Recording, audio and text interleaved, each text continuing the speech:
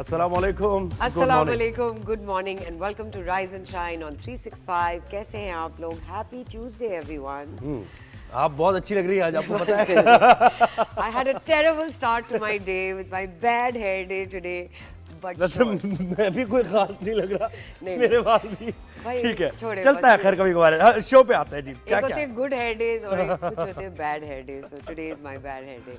अच्छा जी, आज शो में बात करेंगे नेशनल स्टेडियम के इफ्तिताह की, फिर बात होगी एमक्यूएम की अंदरूनी पॉलिटिक्स और मामलात क्या चल रहे हैं। भाई पॉलिटिक्स मामला याद है ना, डॉक्टर फारूक साहब हमारे साथ आए थे और वो स्टेट ऑफ डिनायल में नहीं, हर चीज को ऐसे कुछ नहीं। उसके बाद पता चला क्या हुआ, उसके बाद पता चलेगा और फर्दर क्या होगा। तो एमक्यूएम की अंदरूनी मामलात की भी बात होगी। फीफा की पाकिस्तान फुटबॉल फेडरेशन पर पाबंदी कैसे ख़त्म होगी, इस पे भी गुफ्तगू करेंगे। शो में छोटे कारोबार करने वाली कुछ हुनरमंद ख़वातीन से भी आपको मिलवाएंगे और साथ ही साथ शो में आपकी मुलाकात कराएंगे एक ज़बरदस्त न्यूट्रिशनिस्ट से। सो जुड़े रहिए राइज एंड शाइन के साथ। राइज एंड शाइन के साथ। और आज की अच्छी बात क्या है? आज की अच्छी बात यह है, during the holidays let go of stress and embrace the spirit of joy, love and gratitude. It is a time to rejuvenate and find inner peace. तो जैसे ही फ्राइडे शुरू होता है ना, If your employer allow you to do so. if your employer allowed. No, you see that's the thing. अगर employer या बीवी या खावंद या बच्चे, ससुराल वाले, पड़ोसी, बैंकर्स, कोई भी आपको तंग कर रहे हो ना, आपने कहना है excuse me, this is my weekend and this is my time for. उसके बाद फिर excuse me, stay at home. आप घर तो है नहीं तो है। चले अच्छा, हम पॉलिटिक्स की बात करते हैं, छोड़े ये सारी। ठीक है, अब हम टॉप स्टोरीज की बात करते हैं। पहले सबसे पहले ये टॉप स्टोरी हमारी ये कि खतूत काम आए ना एतराजात। सुप्रीम कोर्ट में 6 नए जजेस की भर्ती हुई है। चीफ जस्टिस याया आफरीदी की ज़ेर सदारत जुडिशल कमीशन ने इसकी मंजूरी दे दी है। एलामी के मुताबिक इस्लामाबाद के चीफ जस्टिस आमिर फारूक को सुप्रीम कोर्ट का जज बनाने का फैसला किया गया। इसके साथ साथ chief justice Peshawar high court Ishtiaq Ibrahim, justice Shakeel Ahmed के नामों की मंजूरी भी दी गई है। सिंध हाई कोर्ट के chief justice Shafi Siddiqui, justice Salahuddin Panwar और बलूचिस्तान हाई कोर्ट के चीफ जस्टिस हाशिम खान काकड़ को भी सुप्रीम कोर्ट का जज बनाने की मंजूरी दी गई है। जस्टिस गुल हसन औरंगजेब को सुप्रीम कोर्ट का एक्टिंग जज तैनात कर दिया गया है। और इस जजेस तैनाती और ये जो इजलास हुआ, इस पर जुडिशल कमीशन के इजलास पर पहले तो 2 जजेस ने उन्होंने बॉयकॉट भी किया इसका और उसके बाद फिर वोटिंग भी कराई गई। 2 मेंबर्स ऐसे थे जो इंडिपेंडेंट थे और वो पीटीआई के थे, बैरिस्टर अली जफर और बैरिस्टर गौर। उन दोनों ने भी बॉयकॉट किया, जिस पर ये जजेस की तरफ से कहा गया कि आप तो इंडिपेंडेंट हैं, तो आप क्यों जा रहे हैं बाइकआउट करके। लेकिन खैर वो भी चले गए। तो 2 जजेस और 2 ये मेंबर्स बाइकआउट करके गए और उसके बाद फिर वोटिंग कराई गई कि भाई इजलास को कंटिन्यू किया जाए या ना किया जाए। तो फिर वोटिंग हुई और ये रिजल्ट आया कि इजलास को कंटिन्यू किया जाए और उसके बाद ये नतीजा सामने आया। तो आप ये देख रही है ना, इस्लामाबाद हाई कोर्ट के मामला पेचीदा होते जा रहे हैं। सुप्रीम कोर्ट में ये मामला चल रहे हैं। तो फिर अब कब पता चलेगा? अदालत ये हम देखेंगे, आहिस्ते आहिस्ते पता चलेगा। तो पहली स्टोरी हमारी ये। दूसरी टॉप स्टोरी, मौशी इस्तेहकाम का सफर तवील और चैलेंजेस से भरपूर है। ये कौन कह रहा है जनाब? ये कह रहे हैं वजीर आजम मियां मोहम्मद शहबाज शरीफ। दुबई में पाकिस्तानी कारोबारी शख्सियात और सरमायाकारों से खिताब उन्होंने किया। उन्होंने कहा कि बरामदात में इजाफा हो रहा है, शरह सूद में नुमाया कमी हुई है, पाकिस्तान मादनी वसाइल से माला माल है, ज़रूरी पैदावार में इजाफे के लिए जदीद टेक्नोलॉजी को अपनाना होगा। तो ये करना होगा, वो करना होगा, ये करेंगे आने वाले वक्त में। तो ये कि इस तरह की स्टेटमेंट्स तो आती रहती हैं, लेकिन ये कब होगा? वो कहाँ है? आवाम से पूछे कहाँ है, उनको बड़ी तकलीफों का सामना है सर।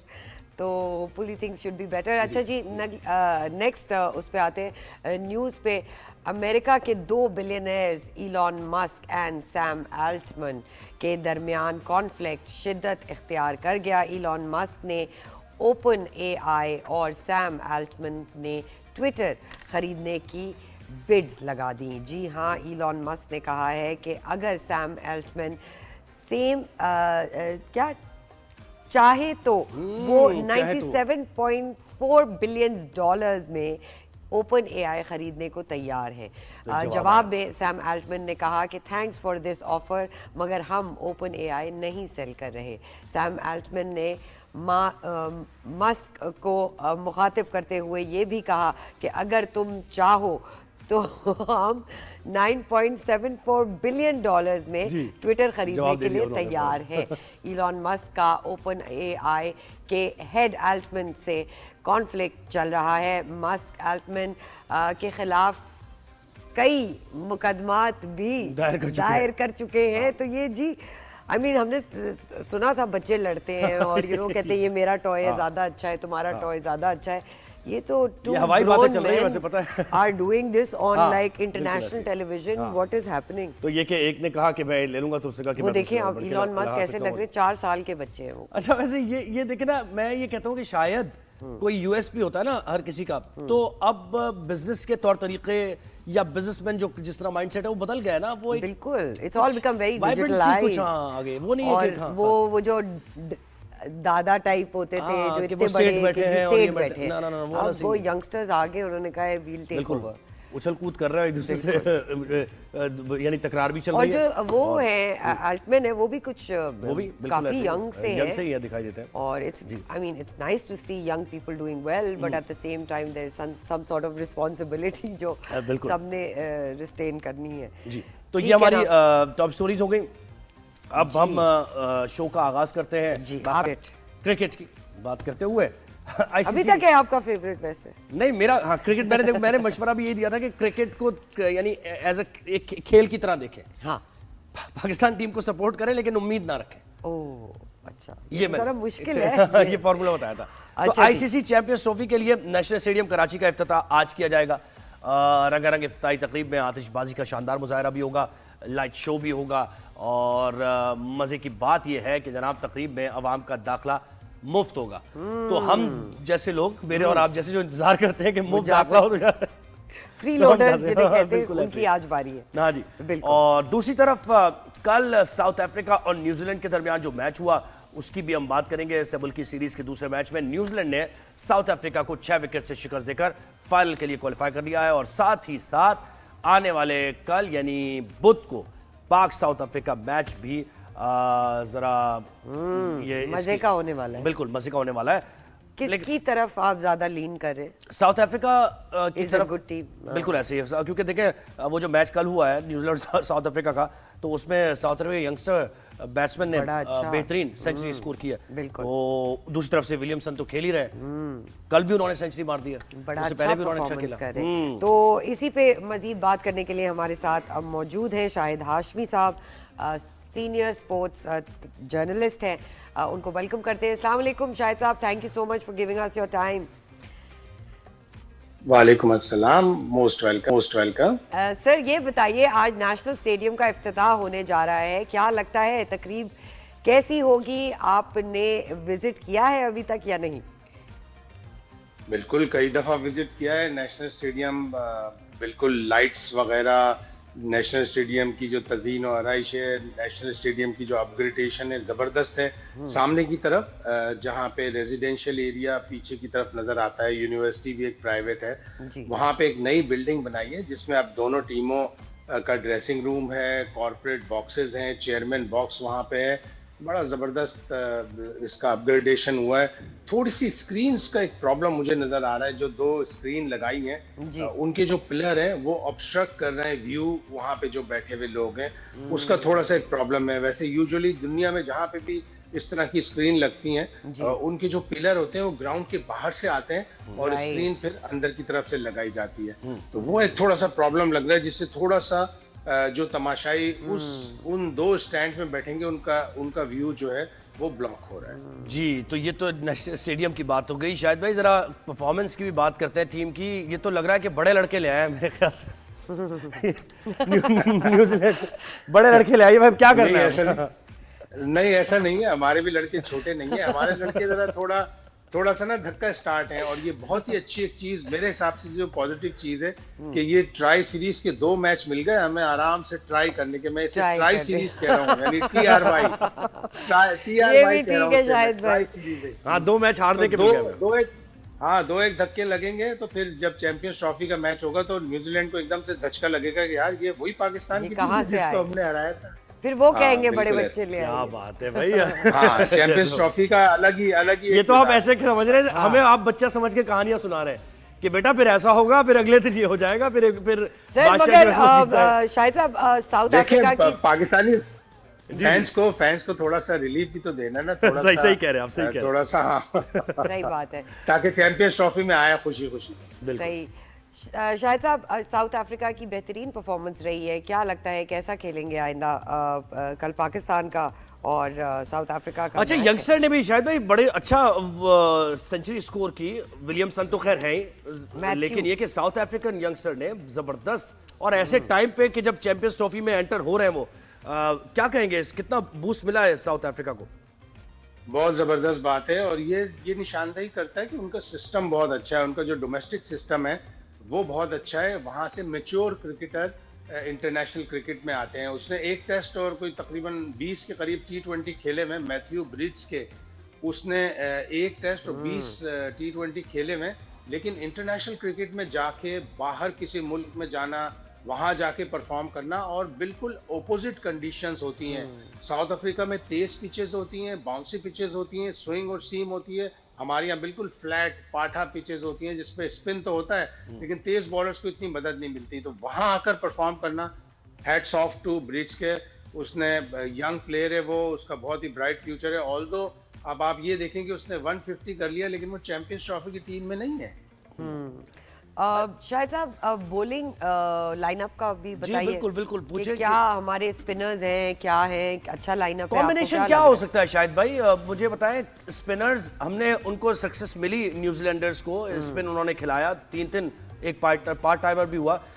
पाकिस्तान नहीं जा रहा उस कॉम्बिनेशन पे, आप क्या कहेंगे, थोड़ी तब्दीली की जरूरत है? बिल्कुल है, आज आखिरी दिन है, अल्लाह करे कि पाकिस्तानी सिलेक्टर्स को भी थोड़ी सी समझ आ जाए। 2 स्पिनर हर स्क्वाड में हैं, बाज स्क्वाड्स में तो इंडिया और अफगानिस्तान के पास तो 4-4 स्पिनर हैं, और इंडिया के पास जो 4 स्पिनर हैं उनमें 3 ऑलराउंडर हैं जो बहुत ही जबरदस्त स्पिनर भी हैं। जडेजा और अक्षर पटेल, वॉशिंगटन सुंदर, ये तीनों बैटिंग भी बड़ी जबरदस्त कर लेते हैं। हमारे पास ले दे के एक ही स्पिनर है। हम बिट्स एंड पीसेस क्रिकेटर्स पे जा रहे हैं कि जो थोड़ी बैटिंग कर लें, थोड़ी बॉलिंग कर लें। ना वो थोड़ी बैटिंग कर रहे हैं, ना वो थोड़ी बॉलिंग कर रहे हैं। कुछ दिल शाह है, ये हमारा पता नहीं बहुत पुराना स्टाइल है, जबकि हमारे 1992 के कप्तान जो थे उनका हमेशा से ये ख्याल था, इमरान खान, के हमें हमेशा एक रेगुलर बॉलर, रेगुलर बैटर खेलना चाहिए। सही बात। ये एक हाँ, ये पता नहीं क्यों हमारी सेलेक्टर्स की और उनकी आई है। अभी भी आज का दिन है, आज और कल आखिरी दिन है कि आप अपने स्क्वाड में तब्दीली कर सकते हैं। अभी भी वक्त है कि सुफियान मुकीम को लेके आ जाए। अच्छा, एक और चीज बताइए, अब देखें ये ट्रायंगुलर का आगाज ही 300 से अबव पे चल रहा है, यानी न्यूजीलैंड को आप देख लें, या फिर ये साउथ अफ्रीका ने भी कल 300 से अबव बनाया, न्यूजीलैंड ने उसको चेस कर लिया, लेकिन हम वही 280 270 वाली क्रिकेट की तरफ, मुझे तो ये लग रहा है कि चैंपियंस ट्रॉफी में भी हम कोई इसमें स्ट्रगल करेंगे, 300 से अबव जाने वाले हैं नहीं हम। आप क्या समझते हैं? देखिए, पाकिस्तान को साइम अयूब के ना होने का बड़ा नुकसान हो रहा है। आप साउथ अफ्रीका की सीरीज में जो हम 3-0 जीते थे, हमने एक 240 चेस किया और 2 इनिंग्स में 300 बनाकर मैचेस जीते। तो वो ऊपर से हमें एक अच्छे बैट्समैन का भी फर्क महसूस हो रहा है। और अब T20 में, इंटरनेशनल T20 में नॉर्म है 200 प्लस, हम बनाते 160 170। वनडे में नॉर्म है 350 400, हम बनाते 270 280। वो इसलिए हम बनाने की आदत, हम आदी हो गए, वो इसलिए कि हमारी बॉलिंग अच्छी थी। हम 160 में T20 जीत जाते थे, हम 260 में वनडे जीत जाते थे। लेकिन जब से हमारी बॉलिंग स्ट्रगल कर रही है एशिया कप 2023 से, जब से हम जो है इन स्कोर में, इन टोटल में मैचेस नहीं जीतने पा रहे, तो हमारे हेड कोच को देखना पड़ेगा कि अगर वनडे में नॉर्म है 300 प्लस, तो हमें 300 प्लस करने पड़ेंगे, अदरवाइज हम स्ट्रगल करेंगे। राइट। शाहिद साहब ये भी बताइए, चैंपियंस ट्रॉफी की बहुत सारी प्री ट्रॉफी, बहुत सारी फोटोशूट्स हैं और इन चीज़ें हैं, रोहित शर्मा के आने के कितने चांसेस लग रहे हैं आपको? नहीं, अब तो कोई चांस नहीं लग रहा, इसलिए कि उन्होंने ये कहा कोई फोटोशूट नहीं होगा, टीमें अलग अलग खेल रही हैं, उनको बहाने चाहिए होते हैं आईसीसी को कि वो इंडिया की जो बात है उसको मान लें। तो वो यही कहते हैं कि जी फोटोशूट इसलिए नहीं हो सकते कि 2 टीमें, एक टीम टेस्ट मैच खेल रही है ऑस्ट्रेलिया की, इंग्लैंड की टीम इंडिया में खेल रही है। हालांकि अगर चाहते तो आ सकते थे, और 3-4 घंटे के लिए लाहौर अगर आ जाते तो कोई बुरा नहीं होता है, कि एक एहसास हो जाता है कि पाकिस्तान एक होस्ट कंट्री है, उसको चलो हम रिस्पेक्ट दे दें।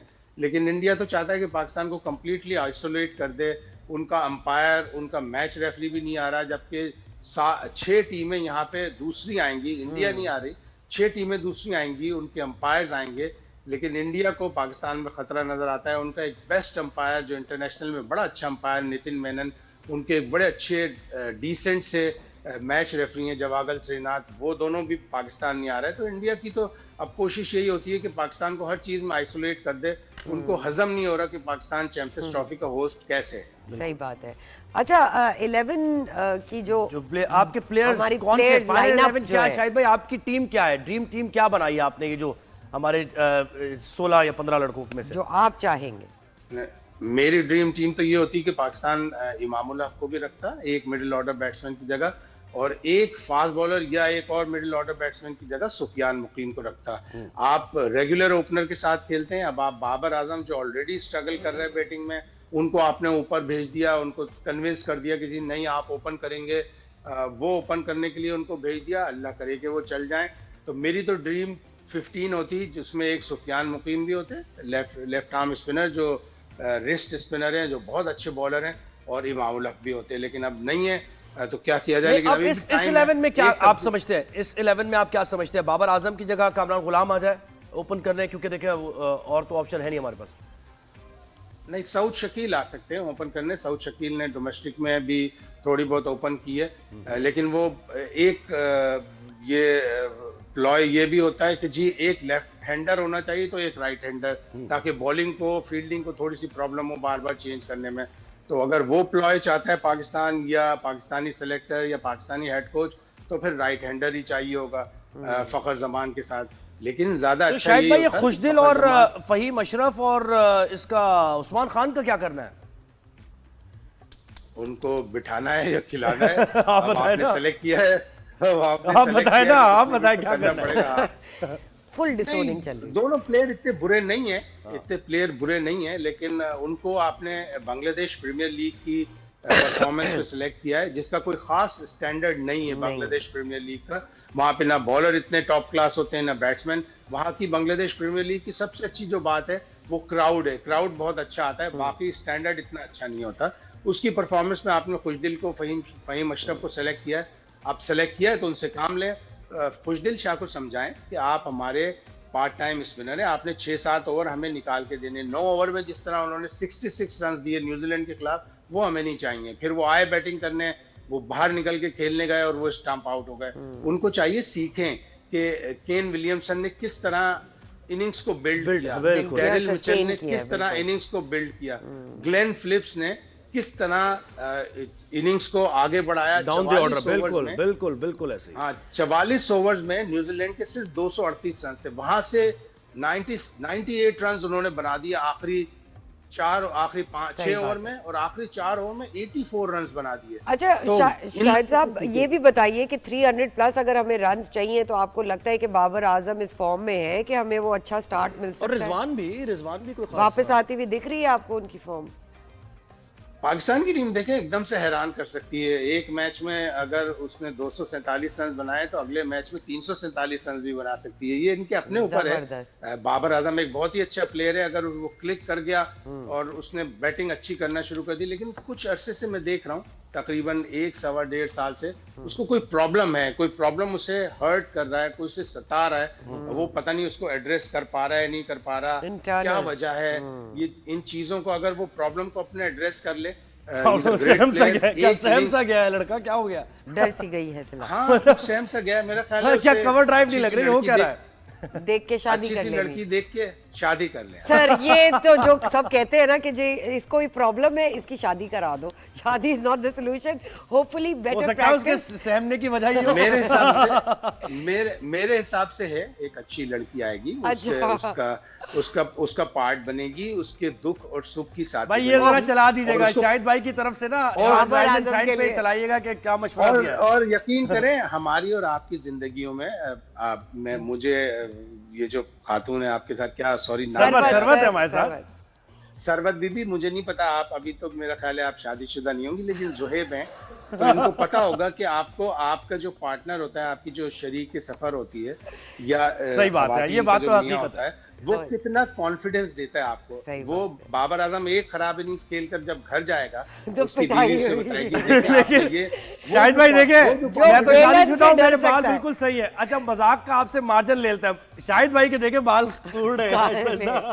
नहीं बिल्कुल सर, आप बिल्कुल सही कह रहे हैं, मेरी एज भी होती। शाहिद भाई thank you so much for your time, और आपको जहमत देते रहेंगे चैंपियंस ट्रॉफी में शाहिद भाई, ठीक है? बिल्कुल, thank you. Senior sports analyst, हमने बहुत मजाक किया उनके साथ, और कहने में शादीशुदा ही नहीं लगती, उनको कोई बताए 3 बच्चों की। भाई अब नहीं लगती तो नहीं लगती रहे, कॉम्प्लीमेंट है आपके लिए। अच्छा जी, एक छोटी सी ब्रेक पे हम जाएंगे नाजरीन, कहीं मत जाइएगा, we will be right back.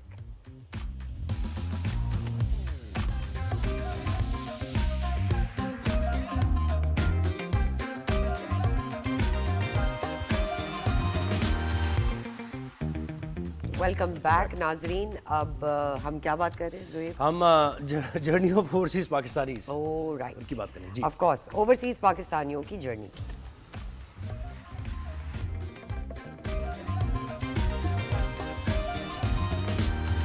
जी जनाब, सो ओवरसीज पाकिस्तानी जो पाकिस्तान से दूर तो है लेकिन उनके दिल पाकिस्तान के लिए धड़कते हैं। इसी तरह हमें ज्वाइन किया है मंसूर नकवी साहब ने टोरंटो कनाडा से, उनको वेलकम करते हैं शो पे। अस्सलाम वालेकुम, thank you so much for giving us your time. अस्सलाम वालेकुम, क्या हाल चाल है आप दोनों? बिल्कुल ठीक जी, बिजनेसमैन हैं और एंटरप्रेन्योर भी हैं। किस किस्म का बिजनेस करते हैं मंसूर नकवी साहब आप?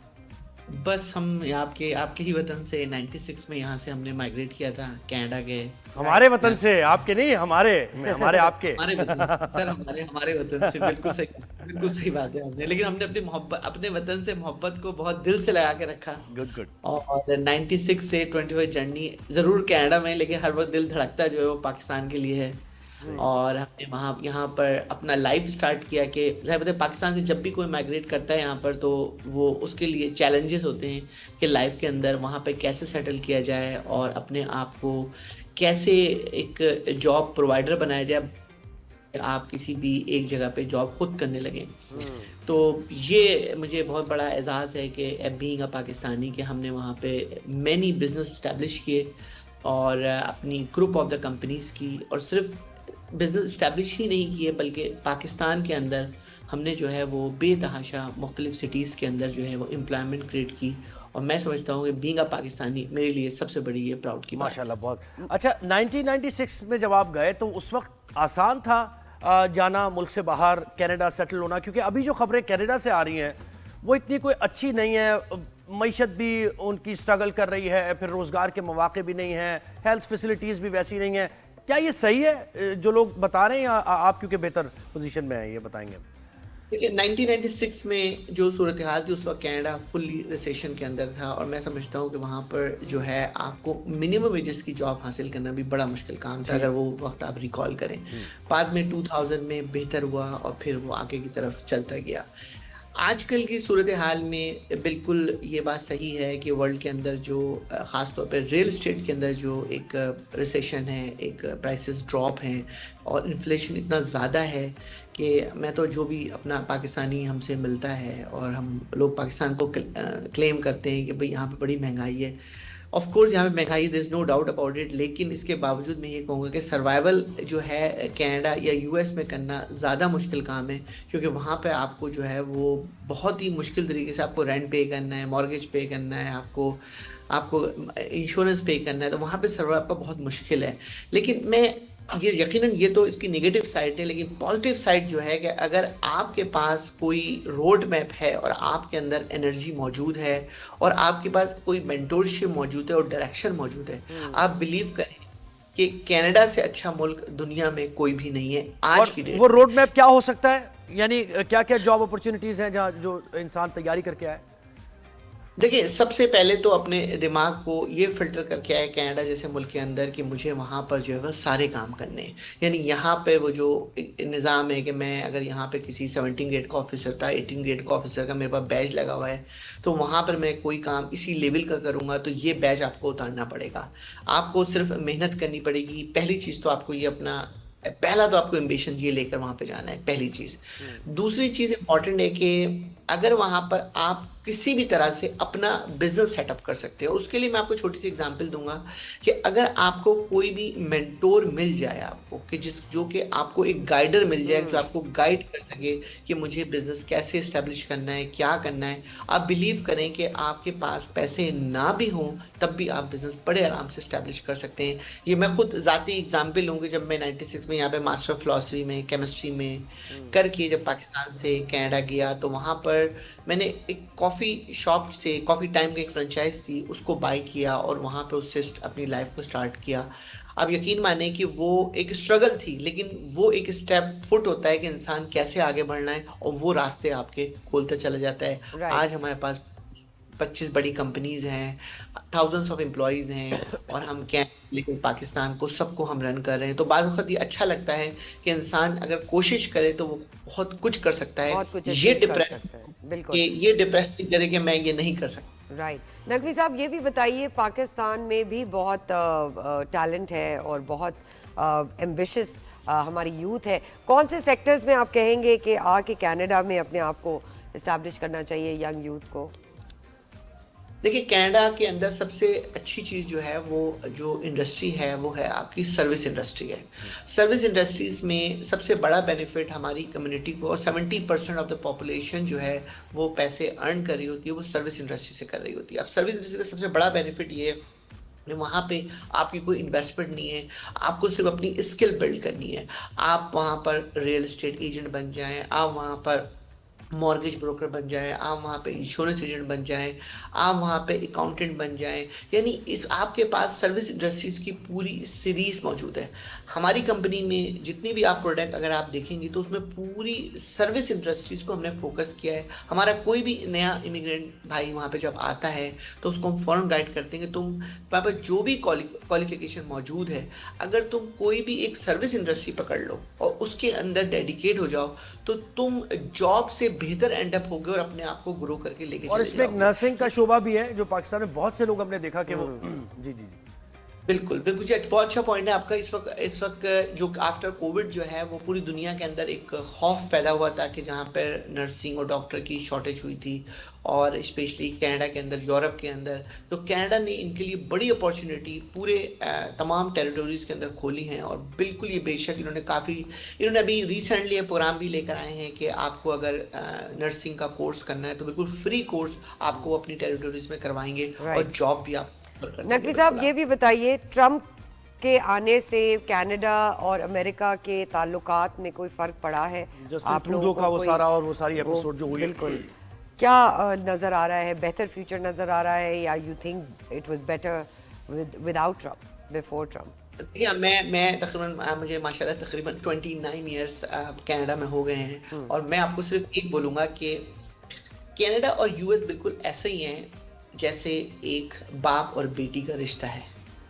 तो पहली चीज मैं आपको क्लेरिफाई कर दूं कि जब बाप और बेटी का रिश्ता वहाँ पर है ना, तो वहाँ पर तो कोई बाउंड्रीज है ही नहीं। पहली बात तो ये है। दूसरी चीज़, ये जितने भी स्टेप्स हैं कि वहाँ पर टैरिफ लग गया, या वहाँ पर हम 51 स्टेट बना लेंगे, ये कर देंगे, ये सब यूएस के लिए खुद एक बहुत बड़ी प्रॉब्लम क्रिएट कर सकता है, क्योंकि वर्ल्ड में जो इमेज है वो एक डिस्ट्रॉय हो सकता है, नेटो के साथ डिस्ट्रॉय हो सकता है। तो मैं नहीं समझता कि कनाडा पर यूएस जो है ना, किसी भी किस्म की कोई भी ऐसी स्टेप्स लेगा जो कि अपना इमेज डाउन कर देगा। और दूसरी, कनाडा जो है वो बहुत ही यकीनन वो यूएस पे dependent, is no doubt about it. कोई बाउंड्रीज नहीं है, कोई आर्मी नहीं है, कोई बॉर्डर्स नहीं है, कोई सिक्योरिटीज नहीं है, मतलब वो यूएस पे ही डिपेंड करता है। लेकिन कनाडा की जो अपनी स्टेबिलिटी है, जो कनाडा के अपने लोग हैं, वो जो, अगर आपने जस्टिन ट्रूडो का भी रिसेंट इंटरव्यू देखा होगा, तो उसने यही कहा था कि देखें, और ये हम भी यही कहते हैं कि being a proud to be a Canadian, तो हमारे लिए यही बहुत बड़ा है कि हम कैनेडियन है, क्योंकि वो एक, आपको कहते हैं कैनेडियन लिबरल है, एक लोगों के मसाइल हल करने के लिए दुनिया के अंदर आया हुआ है, वो फाइट करने नहीं आया हुआ है। तो मैं समझता हूँ कि ट्रम्प के इन तमाम एक्शन से शायद दुनिया के डिफरेंट सेक्टर में तो इफेक्ट पैदा हो, लेकिन कनाडा में कोई भी इफेक्ट पैदा नहीं होगा। और ये ऐसा नहीं है कि ये पहली दफ़ा कोई 51 स्टेट की बात हो रही है। आज से 100 साल पहले भी 51 स्टेट की बात हुई थी, कोशिश थी, लेकिन मैं नहीं समझता कि इस सदी इतना कोई ज्यादा फर्क पड़ेगा। बिल्कुल। मंसूर नकवी साहब, टोरंटो कनाडा से हमें आपने ज्वाइन किया, बहुत शुक्रिया वक्त देने का। नाजरीन, एक छोटी सी ब्रेक का वक्त हुआ है, कहीं मत जाइएगा, ब्रेक के बाद वापस।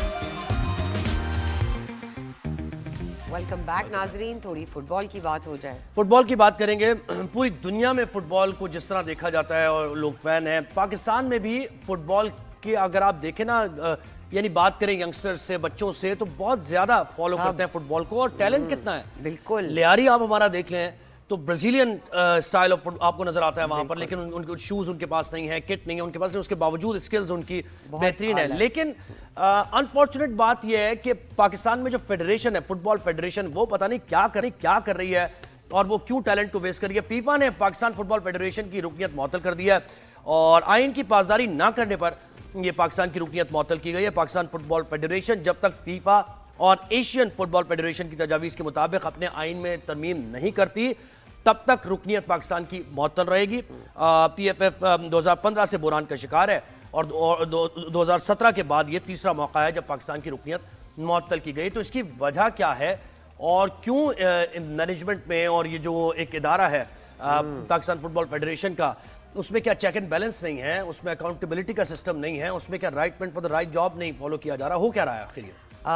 बड़ी मुश्किलात हैं और ये तीसरी दफा होना ऑन अ वर्ल्ड लेवल, ये बड़ी मतलब अच्छी बात नहीं है। और जबकि आप फीफा की तरजीहात देखेंगे, फीफा तो चाहता है यानी ऐसे मुमालिक करना, ऐसा ही है क्योंकि वो टैलेंट को देखते हैं और बहुत सी जगहों पे तो टैलेंट हंट करके वो बाहर क्लब्स के लिए लेकर भी गए पाकिस्तान। और आप ये सोचें कि जितना टैलेंट पाकिस्तान में है फुटबॉल का, जैसे आपने लियारी की टीम का कहा, वैसे कितनी और टीम्स हैं और उनका future is at stake because the structure is not in. बिल्कुल ऐसा ही है ना, क्लब फुटबॉल भी पाकिस्तान में उस तरह नहीं होती है, उसकी सरपरस्ती पाकिस्तान फुटबॉल फेडरेशन नहीं कर रही है। हमने कोई ये जो लीग होती है जैसे क्रिकेट में IPL है, PSL है, इस तरह की लीग्स होती हैं, तो वो भी कोई बड़े पैमाने पर हम नहीं देखते। हालांकि चले कोई ऐसा खेल हो ना सरबत के जिसकी पॉपुलैरिटी नहीं है, यानी लोगों में नहीं देखा जाता, वो लोग उसको पसंद नहीं करते। जैसे अभी नया आया है पैडल टेनिस। हाँ, अब वो पैडल टेनिस को कोई देखता नहीं है, तो आप क्यों इन्वेस्ट करेंगे, क्यों प्राइवेट सेक्टर उसमें आके इन्वेस्ट करेगा? फुटबॉल तो ऑलरेडी इतना बिल्कुल ऐसा ही है। फिर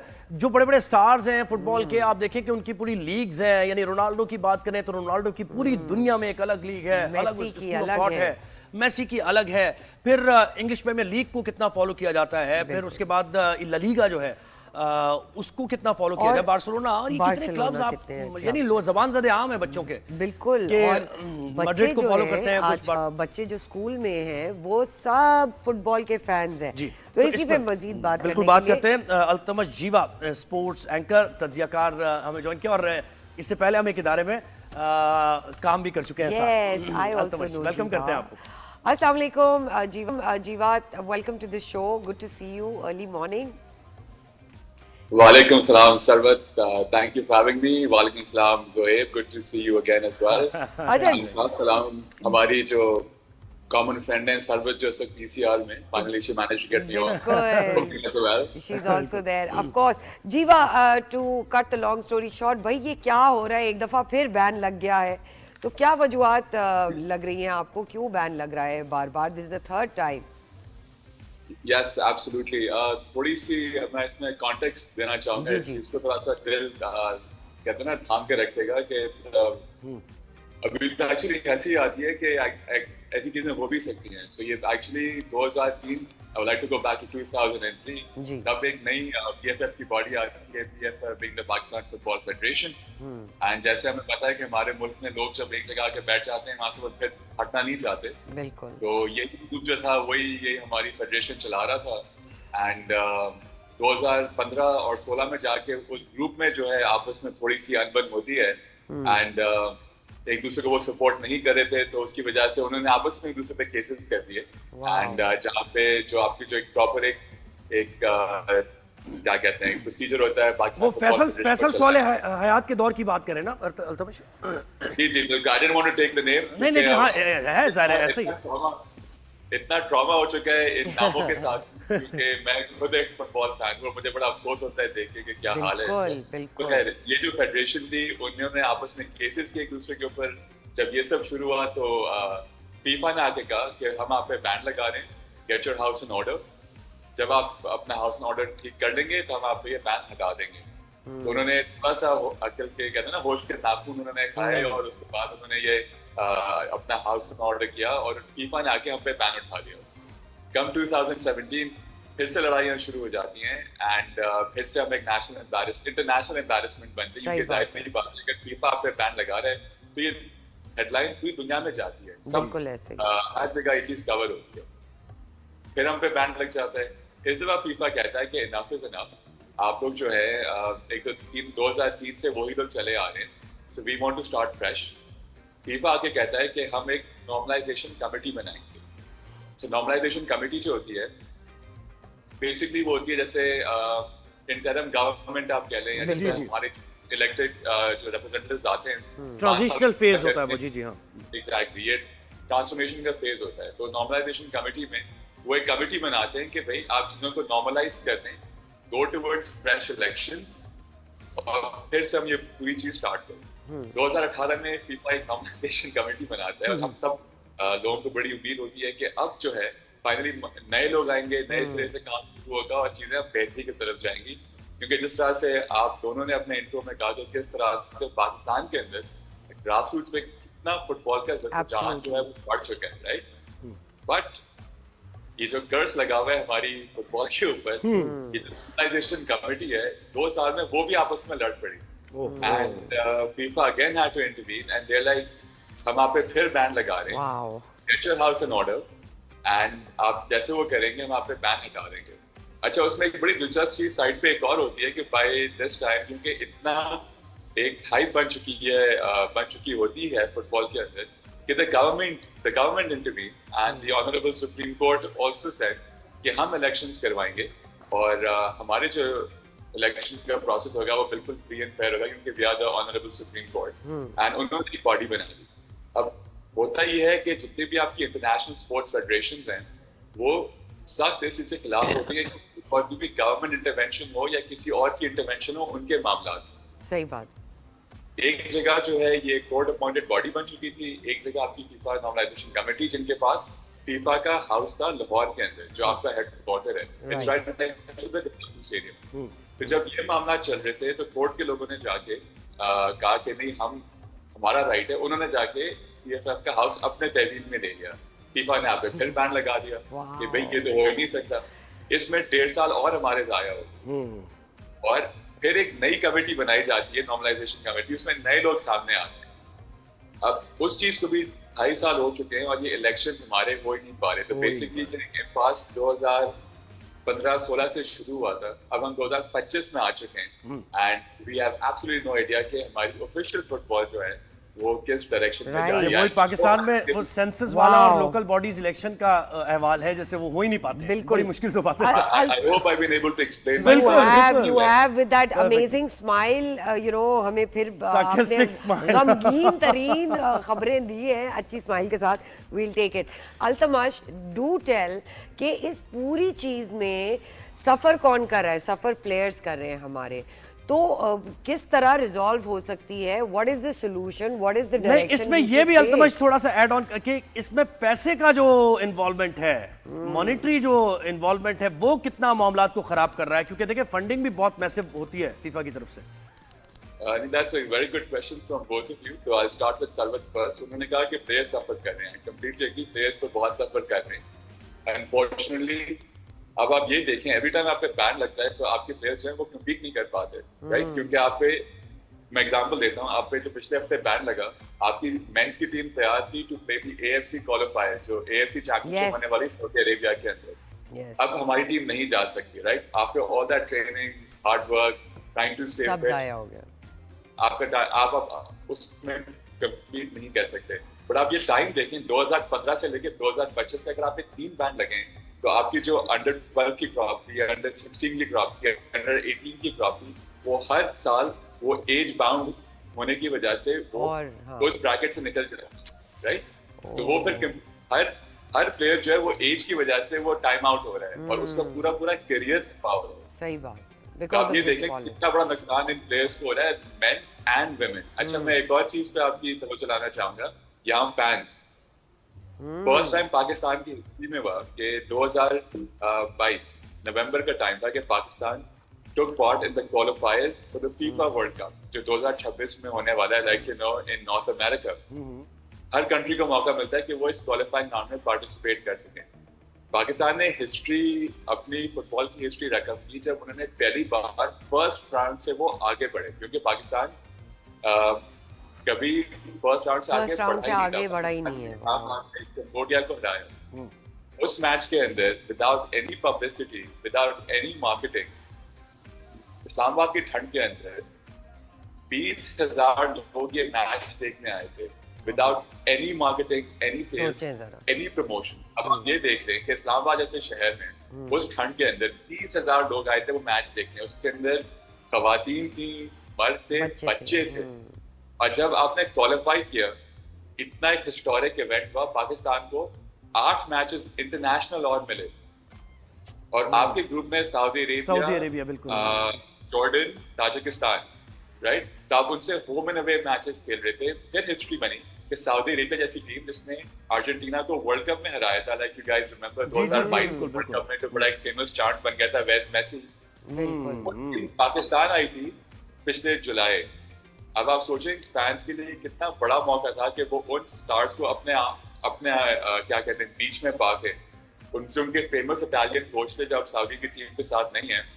He was here in Pakistan. Yaya Toure was in Pakistan. ये सारे वो नाम है जो भी आप नाम सब ले रहे थे. बार्सिलोना के coach, man city, these people were in Pakistan. इतनी बड़ी चीज हो गई. और इन सब मैचेस के अंदर again without any publicity 25,000 लोग ये मैचेस देखने हैं जिसमें खवातीन आ रही थी, without, and they were sitting in the same stands as the normal fans. सब मिक्स होकर मैच देख रहे थे. I was there as well. और इतना अच्छा समाचार, यकीन करें. How sad and how unfortunate.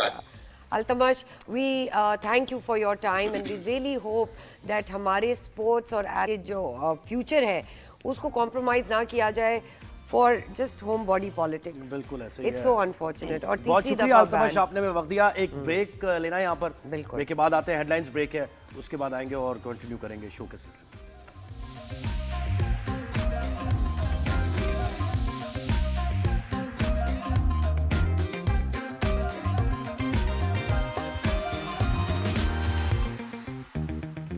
Welcome back नाजरीन. अब बात होती है हेल्दी ईटिंग, हेल्दी लाइफस्टाइल की. जी, हेल्दी लाइफस्टाइल की बात होती है तो फिर आप क्या न्यूट्रिशियस डाइट कैसी ले रहे हैं आप, और कितनी बैलेंस डाइट ले रहे हैं आपके रूटीन में, क्या खा रहे हैं आप, क्योंकि जो आप खाते हैं बॉडी आपकी रिस्पॉन्ड करती है और उसी हिसाब से फिर आपको फेस भी करना पड़ता है उसके कॉन्सिक्वेंसेस जब हेल्थ खराब होती है आपकी. बिल्कुल ऐसे तो ये बहुत ज़रूरी है. इस पर्टिनेंट सब्जेक्ट पे हमारे पास आज खास मेहमान मौजूद है. दीबा योनुले, regional head of corporate affairs South Asia and sub Saharan Africa. Welcome to the show. Assalamu alaikum. Deeba, so jumping right into it, there's an amazing campaign that you're running in Pakistan. It's about healthy lifestyle, healthy nutrition. Can you talk about that? Yes, so we are running the Right to Protein campaign. It's an initiative by the U.S. Soybean Export Council. Right. We are operating not just in Pakistan, but along in 5 other countries, so mainly in South Asia and in Nigeria. Right. And this campaign it's more than a campaign. It's actually a call to action, a call to actually become more aware of your protein intake, to realize and just start adding protein in your diets, whether you're a mother, a child, an athlete, a bodybuilder, for everybody. So making sure that it becomes habitual in our day-to-day intakes. You're holding a really interesting paper. Could you show that? Paper, yeah. Yes, so a few years ago, 2 years ago, in 2023, we did a study. You could show it to the camera. It's called the Pakistan Protein Perception Study. Yeah. And it was a survey conducted about what Pakistani people thought about what is protein. Right. And some of the misconceptions about it. And so we realized that, yes, although in this country there is a lot of meat intake, people don't understand the value of what protein essentially is. So there are trends that protein is not added in every single meal. Right. And so those are some of the trends that we have noticed here in Pakistan. And also some of the children and women don't realize how much protein is required for the body as well. Can you enlighten us? Yeah, so protein is one of the 3 macronutrients, as you're aware, so along with fats and carbohydrates. And it's an essential building block of life, protein, like your amino acids that you probably see in the health and fitness world talking about. Yes. And so per the recommendation, it's 1 gram of protein per kg of your body weight. Oh, wow. Obviously, if you're more in the athletic space and you're a bodybuilder or you're at the gym more, you need to increase that protein uptake. Right. So on the Right to Protein website, there is a protein calculator which you can go in, you select your gender, your kind of what you're eating. Are you more meat-based eating or plant-based eating? Interesting. And you can calculate your weight based on that. And so it's like your weight with your height, like your BMI, but your protein daily intake. Right. Deepa, tell us something about your response you're getting from public, and for the success of your campaign, you need to have support from the government side as Local well. government. Yeah, so in Pakistan, we have the support of the Pakistan Poultry Association, PPA. Right. Yes. And so, you know, chicken is an affordable protein, right? yes. As along with eggs. So we encourage people, it's like the low-hanging fruit to add your chicken and add your egg daily. So we do partner up. So PPA in Pakistan is definitely. But in Pakistan, people are deprived of like basic Yes. food. So, So what to talk about protein? So it's difficult task that you are. And what about, you know, how can you replace that? You know, a lot of people can't afford chicken. Exactly. Eggs. Or eggs. So how does one replace it with vegetables or certain fruits, greens? Yeah, so in Pakistan you have a lot of beans, lentils, Yes. legumes, chickpeas. So these are also a high quality source of protein. You have a lot of nuts as well, Yes. right? So a handful of nuts. Protein pretty much, it keeps you full. When you consume protein, you feel full longer. And so when you're a family or kids or just for the average person who cannot afford it, if you are consuming a bowl of lentils, for example, in the morning or a bowl of porridge, right, you feel full longer. Your child's not constantly asking you, I'm hungry, I'm hungry, I'm hungry. So there are alternative and more affordable than your chicken if that is a problem. And if there is a deficiency of protein, what how What are can the it affect? supplements or Yes, something? supplements and how it can affect your body and your health. I would say basically. some of the first signs of protein deficiency were noticed first are you're tired and fatigued, your hair, your skin, your loss of muscles in your body as well. So these are some of the signs. Supplementing is food. You need protein, just like you need carbs, just like you need good fats. So we're not saying there's like a supplement, a pill that you should be consuming to fulfill that protein intake. It is Right. essential to consume good and high quality protein sources. And Deepa, what about age factor? I mean, young After children, 40, adults after 40, you know, parents who are grandparents and, you know, stuff like that. So does the protein level and intake should vary? Yeah, so as I mentioned, that proteinometer, it depends on your Right. weight and your height, right? So that is very essential to kind of weigh that child, weigh the mother, lactating mothers, athletes, everybody. So it's not just a one amount for everybody. everybody. It just depends on your body It varies weight. from the body, exactly. body and body weight. So are you visiting rural areas of Pakistan, because there is a lot of awareness when it comes to Lack of awareness over there. Developed cities like Karachi and Lahore, but when we go towards rural areas of interior Sindh and all that, people are not aware about it. So hopefully now with a lot of the local industry, we do get a lot of that support, because I think the local industry is also your protein solvers, right? Yes. They're putting protein on the plates. So hopefully within some of these associations, they also help in outreach and actually spread the importance of having chicken or egg, an affordable source of protein. Right. So Right, that helps. Deepa, what about women who are expecting, or, you know, just generally also mothers, yes. you know, single women who are not married?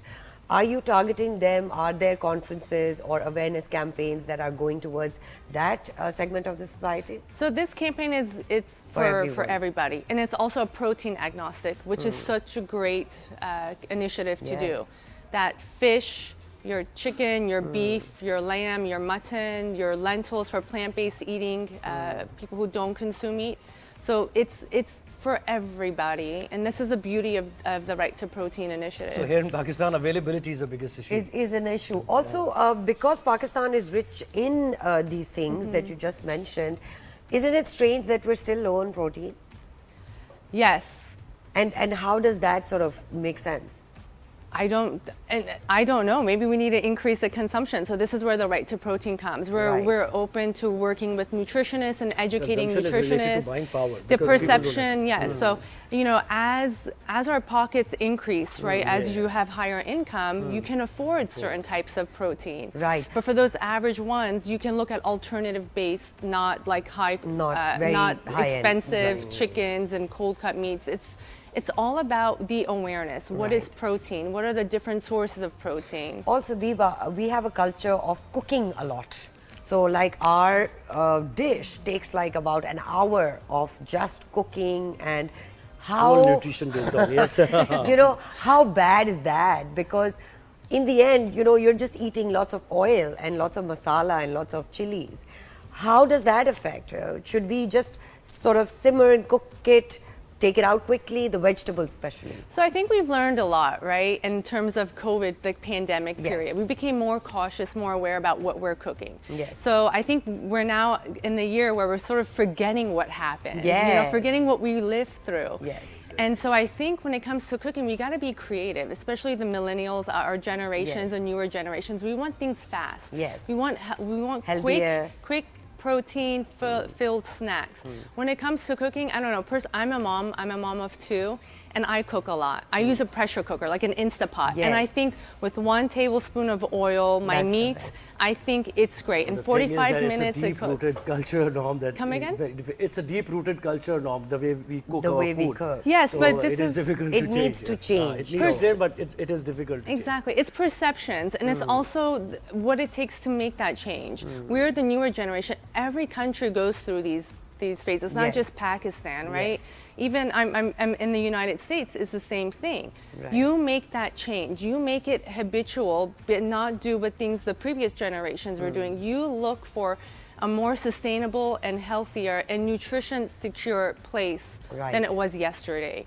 So whatever it takes, and I think protein is very essential. It's a building block of life. That is. And I think if people start thinking, I need protein. I need it to fuel my body. I need to consume it. I need not just to have it once a day. I need to eat it my breakfast, my lunch, my dinner. In between, I'll have a handful of snacks, whether it's dry lentil chips. There's a lot of creative, new, innovative products. Right. And we encourage food brands and FMCG brands to start looking at alternatives to create more options for consumers. Biggest concern for parents nowadays is that kids love to have junk food, burgers, pizzas, and all that.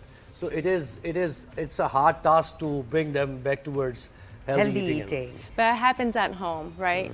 You're a parent. So if you're a parent, it starts what you do at home. Yeah. If you encourage, eat your meat first, and then if you're hungry, have a bowl of spaghetti, your fiber as well. Have a well-balanced meal. So what I have done, maybe that works in my household, I always give meat and like veggies first. If they're still hungry, and I would tell you, most cases they are not hungry after because they've had meats which has kept them full. They will not request for rice, or they will not request for that extra carbs. Because what happens if you do the carbs or like a muffin with something sugary, you feel tired and then you get hungry again. Yes. You get in this cyclical effect. So, and kids especially, they're more active, they're running around. And so when you build it, you need protein. It's essential. You want to gain muscle. It helps with the tissue repair in your body. It helps with your enzymes in your body. So you want to make sure that whatever you do, whatever you treat your body with, that you're doing the same for your children and making it a practice. Thank you so much, Deepa, Thank you for very much. I enlightening us appreciate it. with this. And we really hope that, and we wish that this campaign can run through and through Pakistan, and all the women and children, हम सबको ज़रूरत है बेहतर lifestyle की, healthy eating की, और जैसे दीपा ने कहा that जैसे जुहेब ने कहा कि it's very deep rooted culture, but you know with time we have to change and we have to incorporate healthy living and और देखिए ये है कि इसमें एग की बात की और चिकन की बात की, लेकिन बीन्स में भी तो अवेयरनेस ज्यादा जरूरी है। अवेयरनेस होगी तो फिर आप जो है उस तरफ भी जा सकते हैं। तो ये सेगमेंट कैसा लगा बताना है आपने जरूर, और यहाँ पर हमें ब्रेक लेना है। Yes, thank you Diva, thank you very much, I appreciate it, thank you. जी, तो एक ब्रेक लेते हैं हम, ब्रेक के बाद आते हैं और राइज एंड शाइन के सिलसिले को आगे बढ़ाएंगे।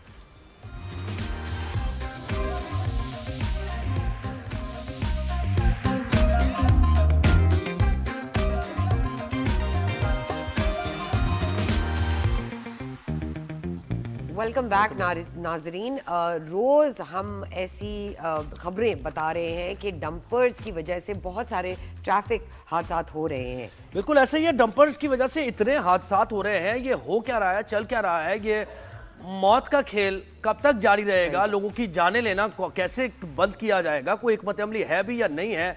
गुलिस्तान जौहर की बात की जाए, हाईवे की बात की जाए, कोरंगी की बात की जाए, लांडी की बात की जाए, मतलब हर गुलशन की बात की जाए, हर इलाके में डंपर्स फ्रीली मूव कर रहे हैं। कोई औकात कार उनके लिए नहीं है, और वो जो रैश ड्राइविंग है डंपर्स की, ब्रेक उनके लगते नहीं है, फिटनेस है नहीं व्हीकल का।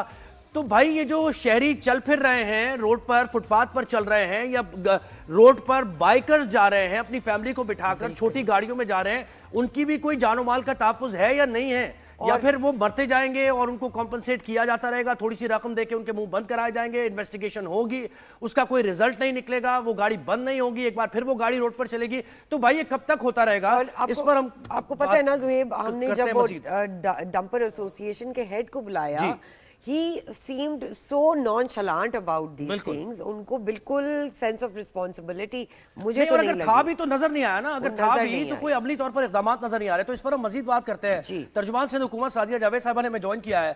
सादिया साहब बहुत शुक्रिया, आपने वक्त दिया। आपसे पहला कि ये मौत का खेल बंद होगा या नहीं होगा? ये बंद मौत का खेल नहीं जी, बिल्कुल बिस्मिल्लाहिर्रहमानिर्रहीम। सुबह लोगों को ऐसे स्टेटमेंट नहीं देने चाहिए। ये मौत का खेल नहीं है, एक्सीडेंट्स हैं जिस पे गवर्नमेंट एक्टिवली जो है वो काम कर रही है। आपको पता है कि चीफ सेक्रेटरी साहब ने भी इस पे एक आला सतह का इजलास किया। जो फ्लॉजेस हैं गवर्नमेंट के साइड से, उनको उन्होंने कहा है कि पूरा किया जाए। फिर कल होम मिनिस्टर साहब ने इस पे ट्रैफिक अफसरान के साथ मीटिंग की। तो बिल्कुल गवर्नमेंट अपने साइड से इसको पूरी कोशिश कर रही है कि कंट्रोल किया जा सके, कम से कम हो। कराची पाकिस्तान का और दुनिया का छठा मोस्ट पॉपुलेटेड सिटी है, पोर्ट सिटी है। तो यहाँ बहुत सारी चीज़ों में कमी कोताही होती है। उसको, उस फ्लॉस को दूर करने की कोशिश की जाए। Sadia ji, in the last few days हम रोज़ ये डेट कर रहे हैं, रिपोर्ट कर रहे हैं इस तरह के केसेस। आप सही कह रही हैं, it's a big city. I mean Karachi is a city like a country, जिस तरह साइजेस हैं, बट ऑब्वियसली उसमें स्ट्रक्चर वो नज़र नहीं आ रहा जो हम महीने के पहले से रिपोर्ट कर रहे हैं कि जी डंपर्स का कोई ना टाइमिंग है, ना उनकी देखभाल है, ट्रक्स की मेंटेनेंस कौन देख रहा है, are the drivers supposed to be driving this car in the state that they're in. There has been no check and balance. गुज़श्ता 10 दिन में 7-8 लोगों का जान से चले जाना। कल रात को भी एक डंपर ने मोटर बाइक को मारा है, जिसपे एक खातून बैठी हुई थी। She was expecting, she was pregnant, she died on the spot. परसों यहाँ पे एक हुआ है कोरंगी में, रॉन्ग साइड पे डंपर आ रहा था, उसने 2 लड़कों को मारा है। फिर उससे 2 दिन पहले गुलिस्तान जौहर में एक फैमिली को उड़ा दिया। तो ये वाकयात तो तशवीशनाक तो है ना सादिया जी? हम देखें, मेरी बात सुने, आप बिल्कुल सही हैं कि ये जितने वाकयात अवाम के लिए तशवीशनाक हैं, उतने ही गवर्नमेंट के लिए तशवीशनाक हैं। देखें, हमारे पास अभी तक सिंध गवर्नमेंट के पास जो गाड़ियों की इंस्पेक्शन का तरीक़ाकार था वो मैनुअल है। जो चीफ सेक्रेटरी साहब के पास इजलास हुआ है, उन्होंने कहा है कि जो लेटेस्ट तरीका है सारी दुनिया में जो राइज है वो फौरी तौर पर सिंध गवर्नमेंट उसको राइज करे। But Sadia ji, why does it take 5 family members और 5 families to die till he takes that notice? नहीं, देखिए नोटिस उन्होंने बिल्कुल लिया। देखिए जो हमारे एंड से फ्लॉजेस हैं उसको देखें, और दूसरी बात ये कि ये तमाम गाड़ियां जो हैवी डंपर्स हैं या हैवी ट्रैफिक है वो सारी कराची रजिस्टर्ड भी नहीं है। हम तो उन्हीं के खिलाफ एक्शन या कार्रवाई करेंगे जो हमारे पास रजिस्टर्ड हैं। अच्छा, दूसरी बात ये है कि पहले सिर्फ चालान कटता था। चीफ सेक्रेटरी के इजलास के बाद ये भी ऑर्डर किया गया है कि एफआईआर कटेगी, गाड़ी को बाउंड किया जाएगा, अगर ड्राइवर फरार होगा तो उसके मालिक के खिलाफ एक्शन होगा। अच्छा सादिया जी, हमारे साथ ही रहिए। अभी जरा डेटा हमारे पास ये आया है, कराची में रवां साल 2025 में मुख्तलिफ इलाकों में हादसात हुए हैं। जाँ बहक और जख्मी होने वालों की तादाद जरा सुनिए। जाँ बहक जो मर्दों की तादाद है वो 75 है, जाँ बहक खवातीन की तादाद 12 है, बच्चों की जाँ बहक तादाद 10 है और बच्चियों की तादाद 3 है इसमें, और टोटल जाँ बहक इसमें हो गए 100। 2025 का ये डेटा है, 100 लोग। जख्मी मर्दों की तादाद 1141 है, जख्मी खवातीन की तादाद 178 है, जख्मी बच्चों की तादाद 40 है और जख्मी बच्चियों की तादाद 18 है। तो यूं 1344 लोग जख्मी हुए हैं। कौन से साल की बात कर रहे हैं? साल 2025। 25 अभी तो शुरू हुआ है। मैंने आपका शो जैसे आपने मुझे लिया, मैंने ये कहा कि ये रिपोर्ट नहीं होने चाहिए थे। ये जितने वाकयात हुए सिर्फ फैमिलीज का नुकसान नहीं है, गवर्नमेंट के लिए भी ये नुकसान है कि उसके शहरी की किसी की भी जान जाए, गवर्नमेंट इज रिस्पॉन्सिबल। एक की जाए या 10 की जाए।